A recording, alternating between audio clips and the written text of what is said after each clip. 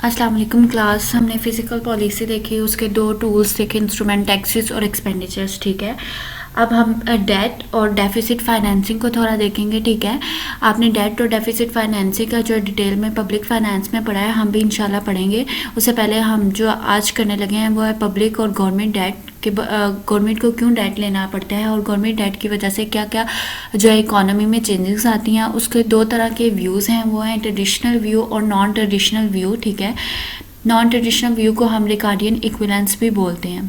Government को बोरो क्यों करना पड़ता है, डेट क्यों लेना पड़ता है? जब भी गवर्नमेंट का रेवेन्यू जो है वो कम होता है, ठीक है, as compare to their expenditures, जब वो अपना एक्सपेंडिचर जो है वो ज़्यादा कर रहे हैं या रेवेन्यू को ज़्यादा स्पेंड कर रहे हैं, तो जो बजट है वो डेफिसिट में चला जाता है गवर्नमेंट का। उस बजट को ओवरकम करने के लिए गवर्नमेंट क्या करती है, बैंक्स और प्राइवेट सेक्टर से जो है बोरो करती है। वो अपनी सिक्योरिटीज़ और बॉन्ड्स को सेल आउट करके उनसे बोरो करती है। ठीक है, और जो भी बोरो करती है वो आप पब्लिक या गवर्नमेंट डेट कहलाता है। ठीक है, तो इस बर्डन से क्या क्या जो है इकोनॉमी पे क्या इफ़ेक्ट होता है, रिच और पुअर कंट्री जो है उस पर क्या इफ़ेक्ट होता है। ठीक है, जो बर्डन है with the passage of time increase होता है या डिक्रीज़ होता है आने वाली जनरेशन के लिए या प्रेजेंट जनरेशन के लिए, वो हम इन दो डिफरेंट व्यूज़ में देखेंगे। ट्रेडिशनल व्यू क्या है कि जब भी पब्लिक डेट जो है वो बढ़ता है, यानी कि गवर्नमेंट डेट जब भी बढ़ता है तो आपकी सेविंग्स डिक्रीज़ कर जाती हैं, जिससे crowding out of capital accumulation होता है। क्राउडिंग अकाउंट फैक्ट वो फैक्ट होता है जब भी आपका डेफिसिट में जा रहा होता है बजट, तो गवर्नमेंट जो है बोरो करना इंक्रीज़ कर देती है। जब भी गवर्नमेंट बोरो करना इंक्रीज़ करती है बैंक से या प्राइवेट सेक्टर से, तो क्या होता है कि इंटरेस्ट रेट जो है वो बढ़ जाता है। जब इंटरेस्ट रेट बढ़ जाता है तो जो प्राइवेट इन्वेस्टर्स होते हैं ना, वो इन्वेस्ट करना कम कर देते हैं, क्योंकि उनको लोन जो है वो हायर इंटरेस्ट रेट पे मिल रहा होता है। तो वो इन्वेस्टर जो है वो इन्वेस्ट करना कम करेंगे, यानी कि वो क्राउड आउट हो जाएंगे।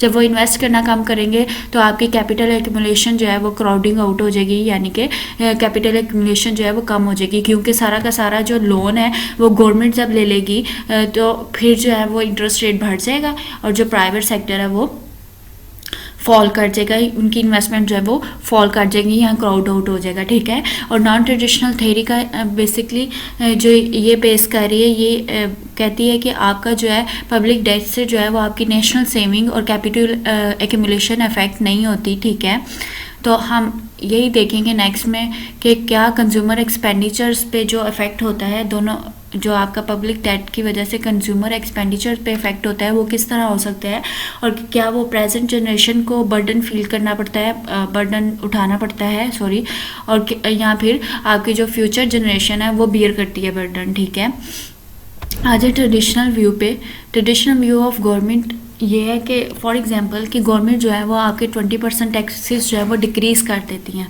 उससे क्या होगा, गवर्नमेंट के एक्सपेंडिचर्स तो नहीं डिक्रीज़ हो रहे, लेकिन वो टैक्सेस को डिक्रीज़ कर देती है। एक्सपेंडिचर जो है वैसे के वैसे ही हैं, तो बजट क्या है, डेफिसिट में चला जाएगा। ठीक है, तो जब टैक्सेस जो है वो डिक्रीज़ करेंगे तो आपकी कंजप्शन जो है वो इंक्रीज़ कर जाएगी। जब लोगों को लगेगा कि टैक्सेस डिक्रीज़ हो गए हैं, गुड्स की प्राइसेस जो है वो कम हो गई हैं या उनकी इनकम इंक्रीज़ कर दिया है, तो ऑब्वियसली वो जो है कंजप्शन इंक्रीज़ कर देंगे, जिससे क्या होगा, आपकी जो है सेविंग डिक्रीज़ कर जाएगी। ये आपका ट्रेडिशनल व्यू है। ठीक है, जब सेविंग डिक्रीज़ करेगी तो आपकी रेट ऑफ इंटरेस्ट जो है वो इंक्रीज़ कर जाएगा। वो क्यों इंक्रीज़ करेगा, क्योंकि गवर्नमेंट जो है जब उसका बजट डेफिसिट में जा रहा है, यानी कि सेविंग्स जो है डिक्रीज़ कर रही हैं, कंजप्शन इंक्रीज़, एक्सपेंडिचर बढ़ रहे हैं, टैक्सेस कम हो रहे हैं, यानी कि रेवेन्यू जो है वो कम हो रहा है गवर्नमेंट का, तो गवर्नमेंट बोरो करना स्टार्ट कर देगी, जिससे क्या होगा, इंटरेस्ट रेट बढ़ जाएगा।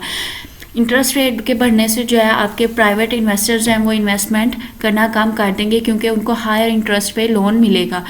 ठीक है, तो जब भी हायर इंटरेस्ट पे मिलेगा तो आपका क्राउडिंग आउट इफेक्ट हो जाएगा, आपकी प्राइवेट इन्वेस्टमेंट कम हो जाएगी और गवर्नमेंट जो है वो अपना जो डेट है वो इस तरह फाइनेंस करेगी कि वो लोन लेगी। ठीक है, जो कि मैंने आपको पहले बताया। ठीक है, इससे जो है आपकी प्राइवेट इन्वेस्टमेंट फैक्ट होती है। जब भी ऐसा जो है होता है, क्राउडिंग आउट इफेक्ट जो है बेसिकली आपकी प्राइवेट इन्वेस्टमेंट पे ही होता है।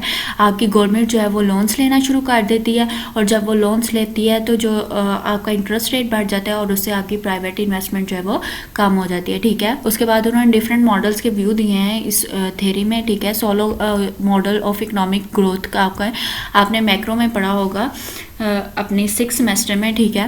वो कहता है कि जब भी इन्वेस्टमेंट लो होती है उससे आपका जो है कैपिटल स्टॉक जो है वो लो हो जाता है, जिससे आपकी लेवल ऑफ आउटपुट भी लो प्रोड्यूस होता है। जब capital level of output low होता है तो आपका जो कैपिटल एक्यूमुलेशन है वो कम होती है, ठीक है।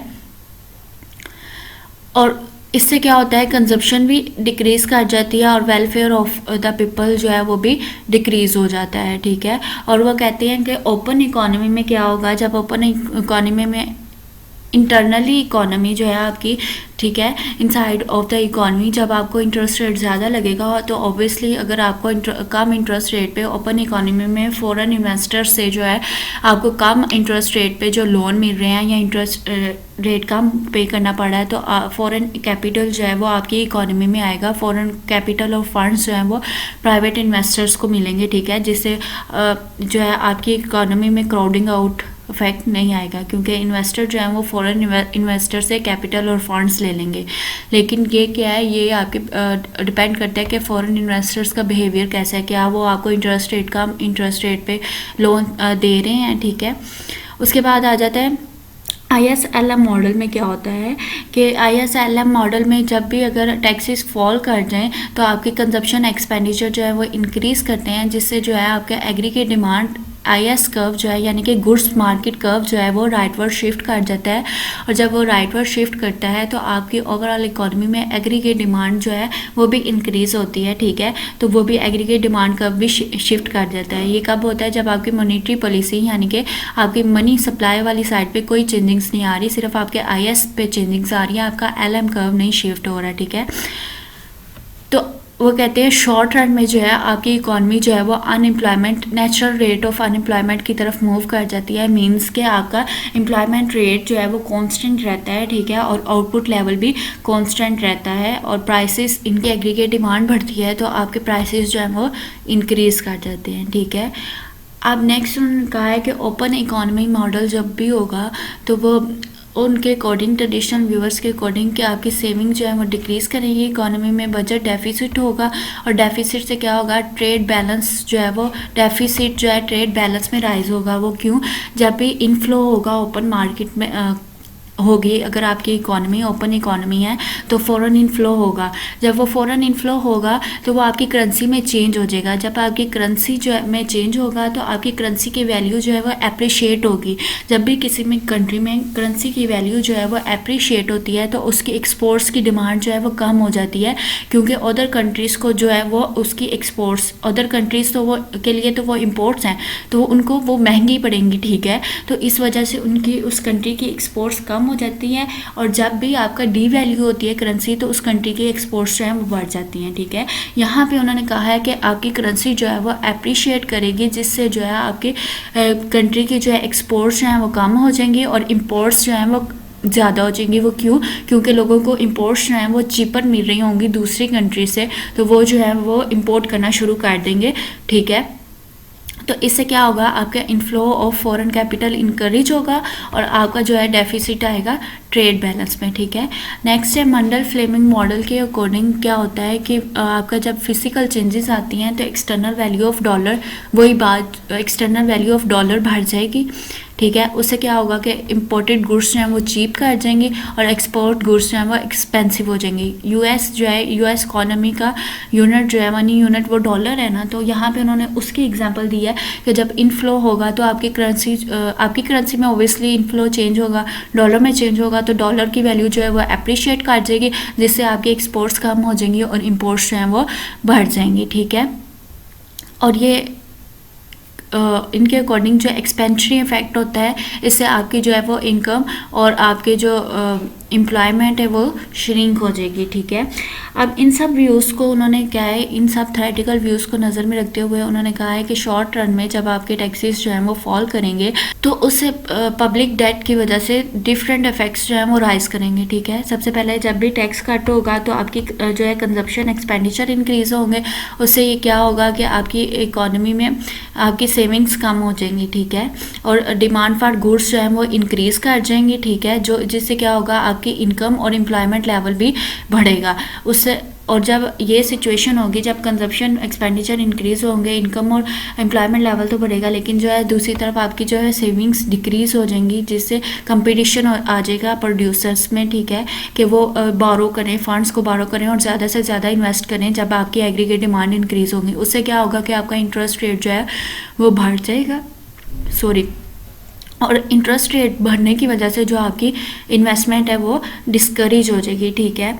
और जब इंटरेस्ट रेट बढ़ेगा तो उससे क्या होगा, आपका इनफ्लो ऑफ फॉरेन कैपिटल जो है वो इंक्रीज़ कर जाएगा, एक्सटर्नल वैल्यू ऑफ करेंसी जो है वो आपकी अप्रिशिएट कर जाएगी, गो अप होगी, और उससे क्या होगा कि कंट्री में जो है आपकी कम्पिटिटिव पोजीशन जो है वो कम हो जाएगी, क्योंकि आपकी एक्सपोर्ट्स जो है वो कम हो जाएंगी और इंपोर्ट्स बढ़ जाएंगी, जिससे आपको ट्रेड डेफिसिट भी हो जाएगा।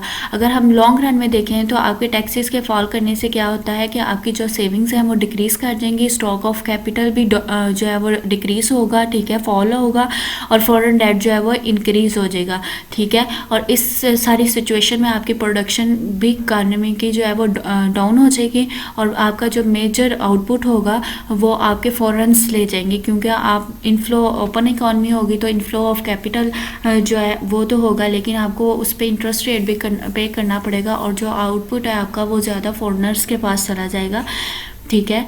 तो इस ट्रेडिशनल व्यू के अकॉर्डिंग कि जो अगर लो टैक्सेस होंगे तो आपकी जो प्रेजेंट जनरेशन है, यानी कि अभी की जो जनरेशन है, उसको तो फ़ायदा होगा, वो हायर कंजप्शन कर सकेगी और हायर एम्प्लॉयमेंट होगी, ठीक है, क्योंकि वो सेविंग नहीं कर रही। लेकिन वो कहते हैं कि जब आने वाली फ्यूचर जनरेशन जो है वो, उसके लिए क्या होगा कि उसके लिए बजट डेफिसिट होगा, उसको जो डेफिसिट को फेस करना पड़ेगा। वो बजट डेफिसिट का बर्डन जो है या डेट का बर्डन जो है वो फ्यूचर जनरेशन को बियर करना पड़ेगा, क्योंकि फ्यूचर में जो है कैपिटल भी बहुत ज़्यादा लेस हो जाएगा और पब्लिक डेट भी बहुत ज़्यादा बढ़ जाएगा, ठीक है। ये था ट्रेडिशनल व्यू। कल हम देखेंगे रिकार्डियन व्यू। अल्लाह हाफिज़।